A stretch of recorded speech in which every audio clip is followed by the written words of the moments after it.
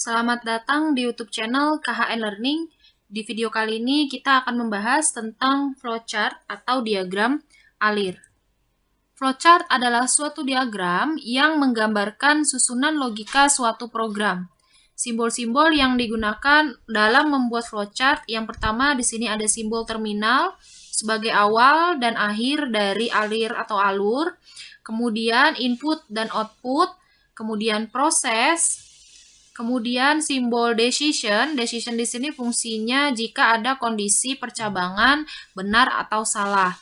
Kemudian simbol subroutine, kemudian on-page connector, flow line atau arus data, off-page connector, dan juga preparation.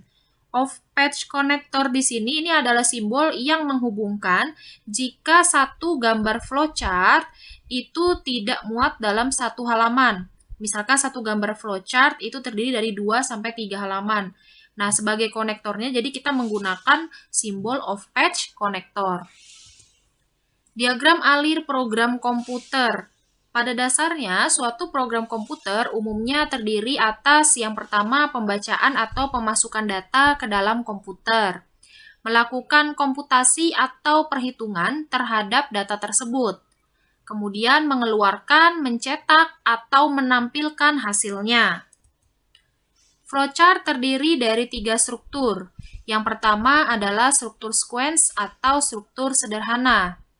Struktur sequence digunakan untuk program yang instruksinya sequential atau urutan. Kita akan bahas satu-satu, kita bahas dulu yang pertama.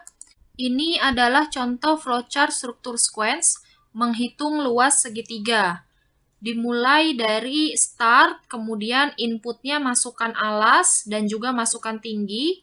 Ini inputnya, kemudian luas sama dengan alas dikali tinggi dibagi 2. Ini adalah proses. Kemudian outputnya di sini cetak luas. Luas di sini adalah hasil dari alas dikali tinggi dibagi 2. Ada start, ada stop atau end. Kemudian contoh yang kedua, contoh flowchart struktur sequence menjumlahkan 2 bilangan positif. Untuk algoritmanya, yang pertama masukkan bilangan A di sini, input A, kemudian masukkan bilangan B, input B, kemudian jumlahkan bilangan A dan B, penjumlahan. Berarti di sini prosesnya adalah jumlah sama dengan A ditambah B. Kemudian cetak hasil jumlahnya. Di sini outputnya cetak jumlah. Kemudian selesai. Selanjutnya masih contoh tentang algoritma sequence.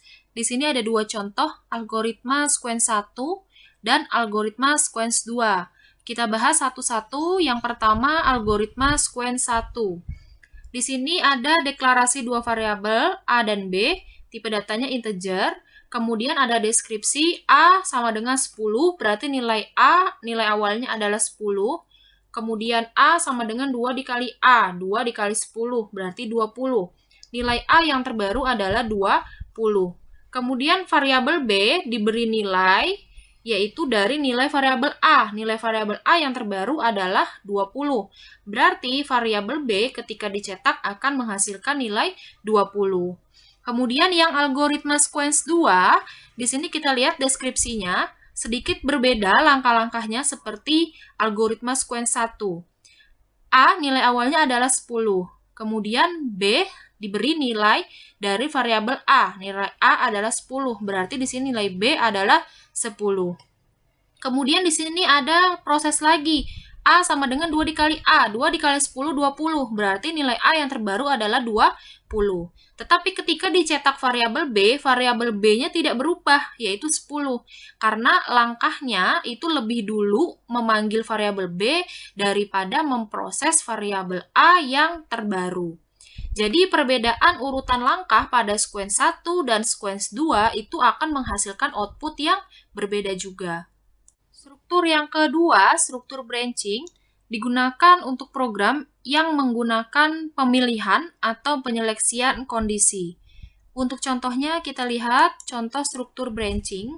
Ini adalah contoh struktur branching, yaitu menentukan bilangan genap atau ganjil. Kita lihat di sini algoritmanya. Yang pertama, masukkan sebuah bilangan. Di sini kita lihat inputnya masukkan bilangan bulat. Kemudian di sini prosesnya bilangan dibagi dua dengan operasi sisa bagi atau mod. Bagi bilangan tersebut dengan 2. Jika sisa pembagian sama dengan 0, maka bilangan tersebut adalah genap. Sisa bagi sama dengan 0, jika iya, maka dia akan menghasilkan output bilangan genap.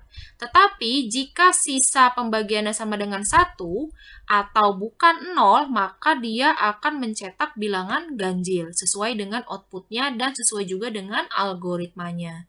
Setelah itu selesai. Yang ketiga adalah struktur looping.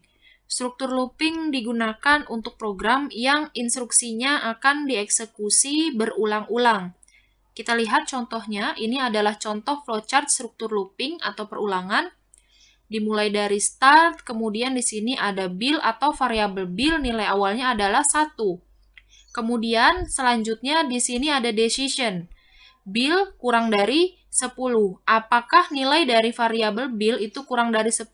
Apakah 1 masih kurang dari 10? Jika iya, maka dicetaklah angka 1. Kemudian di sini ada proses. Bill sama dengan bill ditambah 1. Tadi nilai bill-nya adalah yang pertama 1. 1 ditambah 1, 2. Kemudian langkahnya kita tarik alurnya ke atas, apakah 2 masih kurang dari 10? Jika iya, maka angka 2-nya dicetak, dan kemudian 2 ditambah 1 lagi. Berarti hasilnya adalah 3. Kita tarik lagi alurnya ke atas, apakah 3 masih kurang dari 10? Jika iya, maka cetak angka 3, kemudian diproses lagi, ditambah lagi 1. Sampai dengan nilainya lebih dari 10.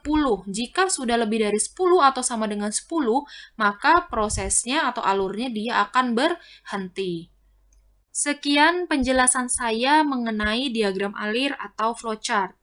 Untuk yang sudah menonton, semoga bisa dipahami. Terima kasih.